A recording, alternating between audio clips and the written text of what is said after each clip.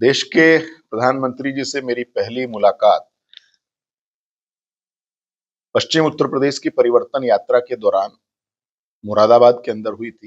माननीय प्रधानमंत्री जी की वहां पर जनसभा थी एक बड़ी, और मैं उस समय पश्चिमी उत्तर प्रदेश का क्षेत्रीय मंत्री था और परिवर्तन यात्रा का जो रथ चल रहा था उसका मैं रथ संयोजक था।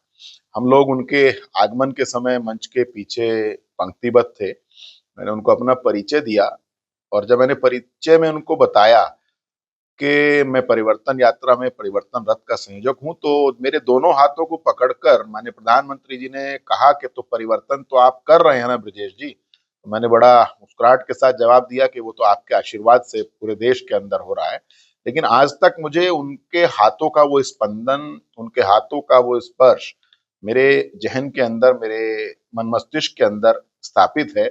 दूसरी मुलाकात मेरे मंत्री बनने के बाद, जब पहली बार मंत्रिमंडल के साथ माननीय मुख्यमंत्री जी की उपस्थिति में हम लोग लखनऊ में बैठे थे, मुझे याद है कि जैसे ही उनका आगमन हुआ तो हमारा कुर्सियां थोड़ी दूर थी।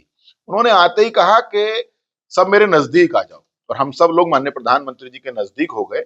और जब पूरी बैठक होने के बाद अंत में माननीय प्रधानमंत्री जी ने कहा कि आप सब लोग मुझे एक बात बताइए कि देश के अंदर 60-65 वर्ष तक राज करने वाली कांग्रेस आज अपने रसातल में क्यों चली गई है, उसके कारण क्या हो सकते हैं।